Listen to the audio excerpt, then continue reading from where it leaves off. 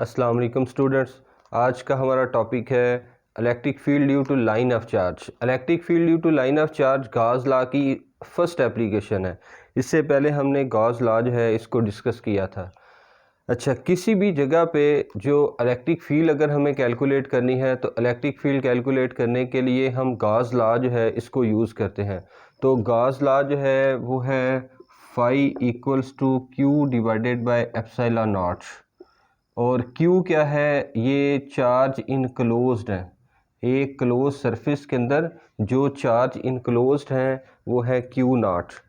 तो Gauss law को हम अप्लाई करेंगे ऐसी जगह पे जहाँ पे चार्जेस को इनक्लोज किया जाता है। तो दो बातें जो हैं, दो फार्मूलाज जो हैं वो आपने याद रखने हैं। पहली बात ये है टू फाइंड इलेक्ट्रिक फील्ड को फाइंड करने के लिए नंबर 1 हम यूज़ करेंगे इलेक्ट्रिक फ्लक्स। नंबर 2 हम यूज़ करेंगे गॉस लॉ।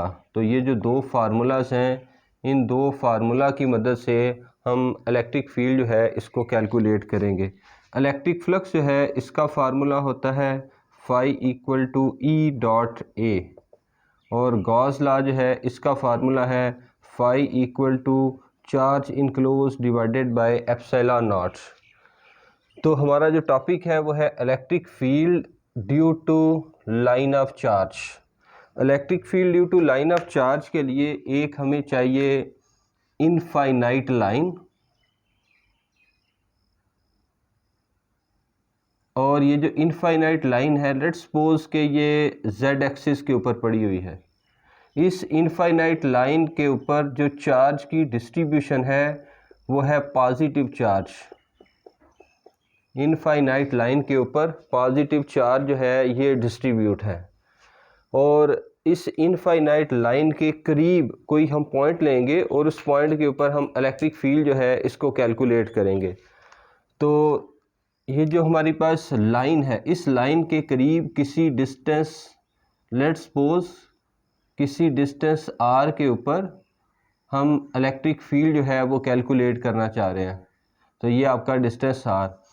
अब ये जो डिस्टेंस है, जितना आपने राइट साइड पे लेना है उतना ही हम लेफ़्ट साइड पे लेंगे, ताकि हमारे पास एक सिमेट्री जो है वो कायम हो सके। तो जितना पॉइंट राइट साइड पे उतना ही लेफ़्ट साइड पे, उसके बाद जितना पॉइंट यहाँ पे लेफ़्ट साइड पे उतना ही राइट साइड पे।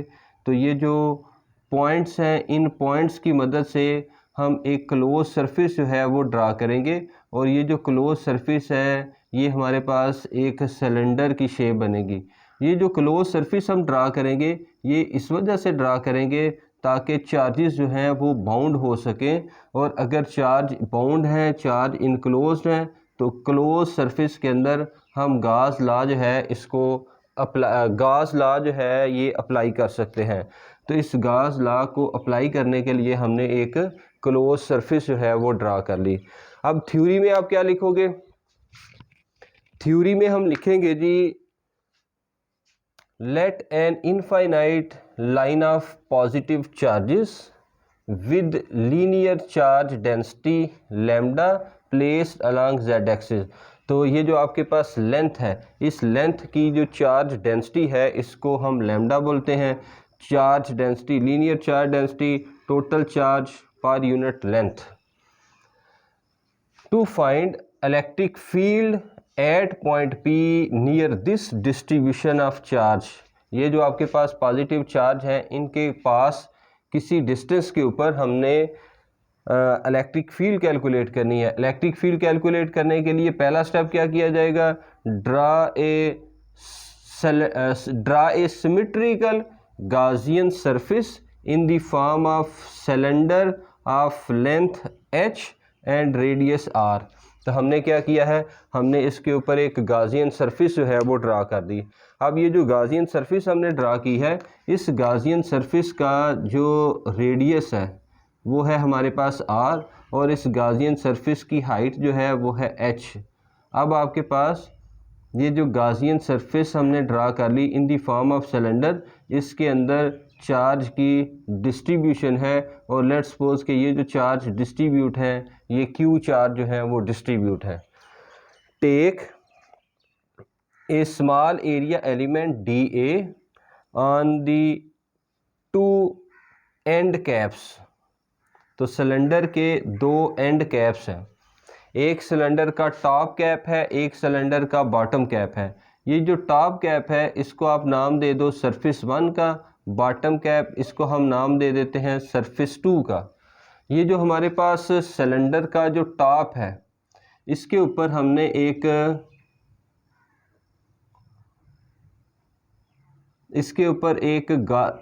एक स्मॉल सरफेस लेनी है। सिलेंडर का जो टॉप होगा इसके ऊपर हम एक स्मॉल एरिया एलिमेंट बनाएंगे। इस स्मॉल एरिया एलिमेंट को हम नाम दे देते हैं डी ए का। तो ये आपके पास डी ए एरिया, और इसकी direction upward.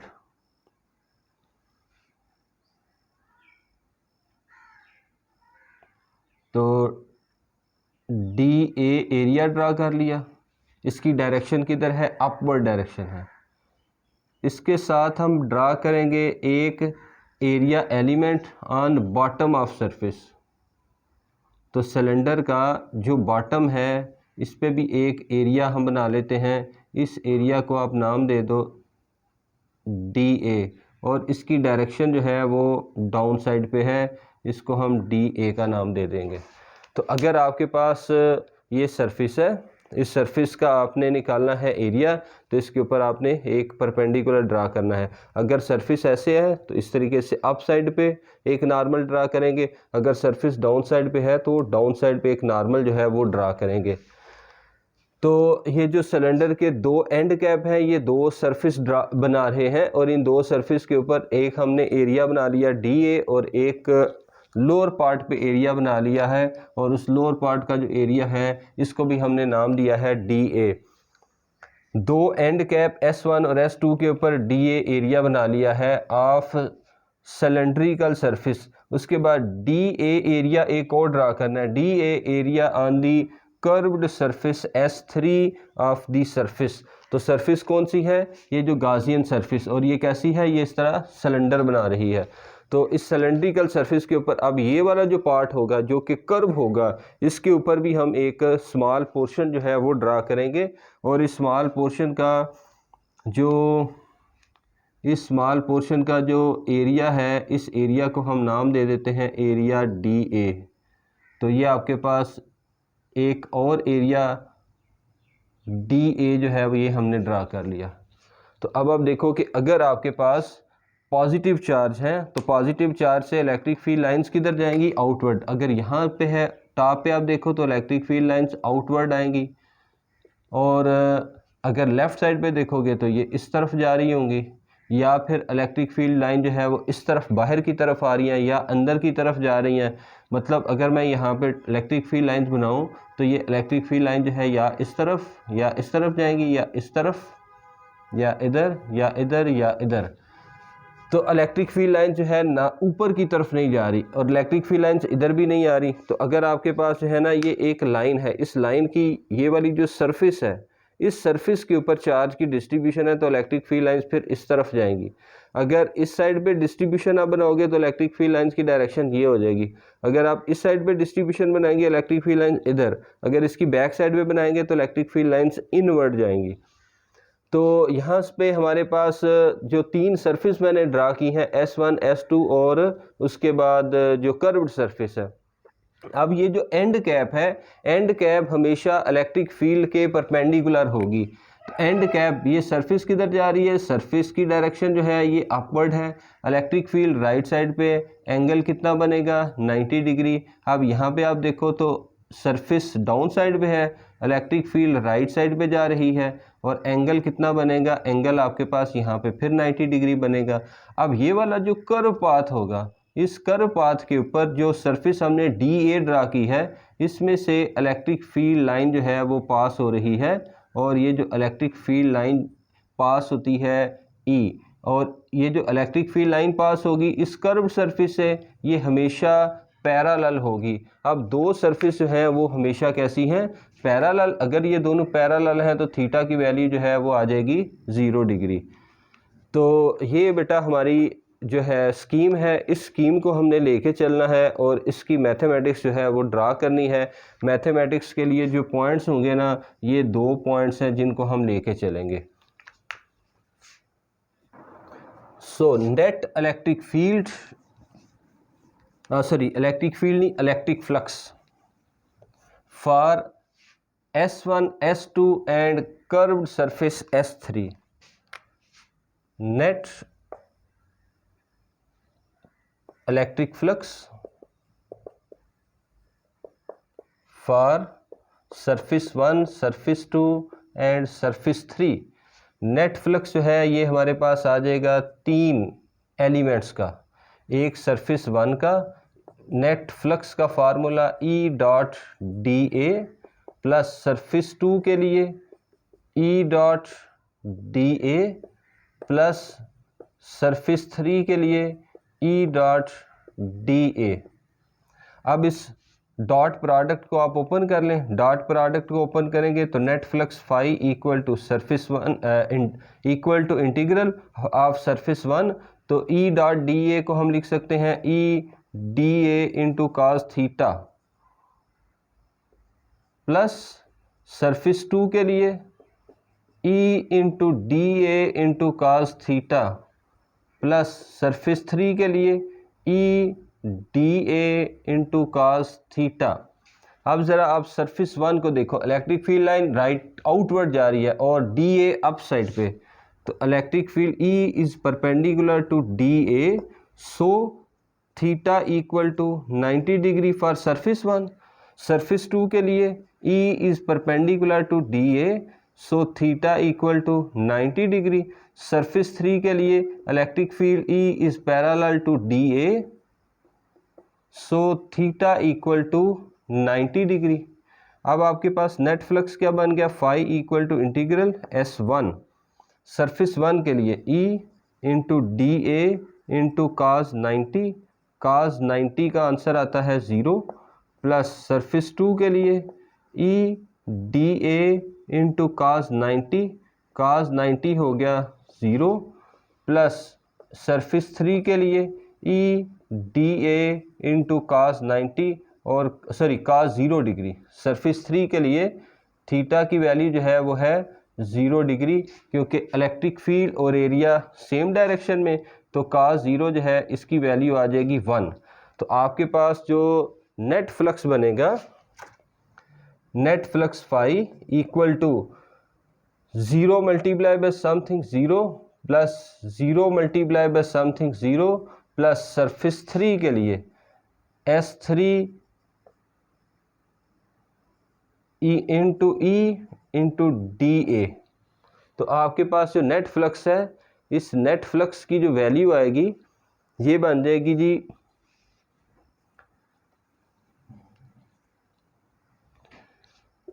Net flux phi equal to S3 E into D A. E को आप बाहर निकाल लें और उसके बाद S3 इंटू डी ए, इसको आप इक्वेशन नंबर 1 का नाम दे दें। तो ये हमारे पास टोटल फ्लक्स होगा इस सरफेस का। अब आप देखो कि जो चार्जेस हैं वो बाउंड हैं। चार्जेस किधर बाउंड हैं, चार्जेस सिलेंडर के अंदर बाउंड है। तो ये जो आपके पास क्लोज सरफेस है, इस क्लोज सरफेस के अंदर चार्ज जो है वो इनक्लोज है। अगर चार्ज इनक्लोज है by Gauss law,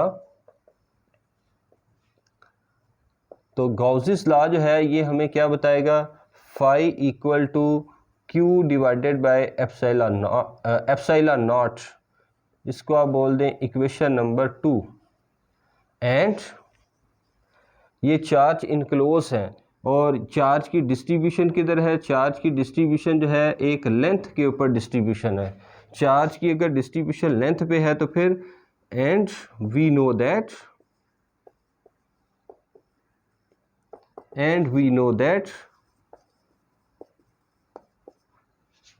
linear charge density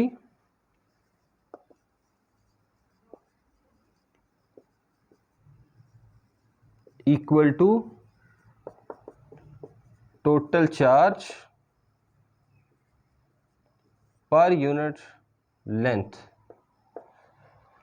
linear charge density जो है इसको हम लैम्डा से डिनोट करते हैं। टोटल चार्ज जो इनक्लोज्ड है वो है Q, और किस हाइट पे इनक्लोज्ड है वो H हाइट के अंदर जो है वो इनक्लोज है।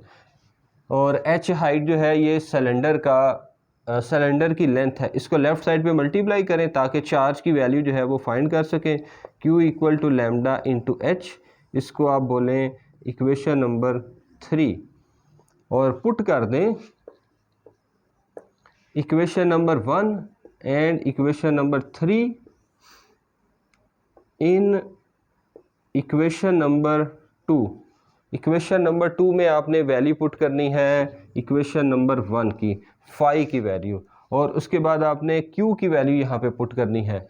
तो जब आप ये वैल्यू पुट करेंगे आपके पास जो आंसर बनेगा इक्वेशन नंबर 2 जो है ये फिर क्या बनेगी, फाई की जगह हम लिख लेंगे E into D A, integral D A of surface 3 equal to Q की जगह आ जाएगा लैम्डा इंटू H और डिवाइडेड बाय एप्सिलॉन नॉट। इसको आप इक्वेशन नंबर 4 का नाम दे दें। अब आपके पास है integral S3 into D A equal to area of cylinder. ये सिलेंडर का एरिया है, और सिलेंडर का जो एरिया होता है, सिलेंडर का एरिया है सरकमफ्रेंस मल्टीप्लाई बाय हाइट, या आप कह लो कि लेंथ, और लेंथ ऑफ सिलेंडर जो है वो है H, सरकमफ्रेंस जो है वो है 2 पाई इंटू R। तो इंटीग्रल डी ए जो है इसकी वैल्यू निकल के आ जाएगी। तो इक्वेशन नंबर 4 में आपने इसको पुट कर देना है, इसको आप 5 कह दो। Put equation number 5 in equation number 4।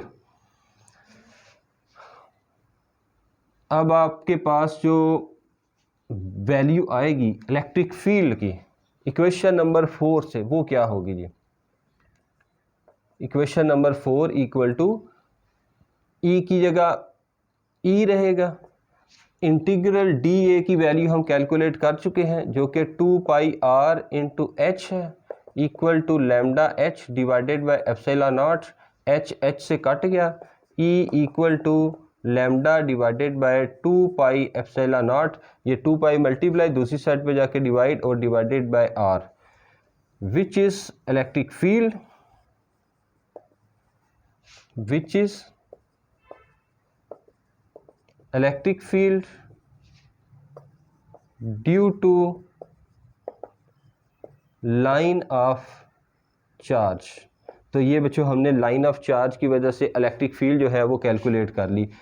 इससे पहले जो हमने पढ़ा था जी चैप्टर नंबर इलेक्ट्रिक फील्ड का जो चैप्टर था उसमें भी हमने इंटीग्रेशन की मदद से एक इनफाइनाइट शीट पे इलेक्ट्रिक फील्ड इनफाइनाइट लाइन की वजह से इलेक्ट्रिक फील्ड कैलकुलेट की थी।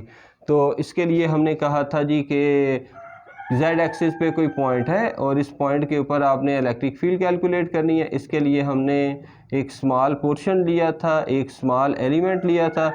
इस स्मॉल एलिमेंट की लेंथ ds ली थी, और इसके ऊपर जो चार्ज है वो है dq, इधर चार्ज थे dq, और उसके बाद हमने यहाँ से एक लाइन ड्रा की थी, और ये किसी डिस्टेंस r के ऊपर हमने इसकी वैल्यू जो है वो कैलकुलेट की थी इंटीग्रेशन की मदद से। तो काफ़ी लंबी चौड़ी डेरिवेशन की थी। तो ये आपके पास शॉर्ट स्टेप के अंदर इस तरीके से इलेक्ट्रिक फील्ड आ सकती है। सिर्फ आपने क्या करना है, आपने गॉस लॉ जो है इसका यूज़ करना है।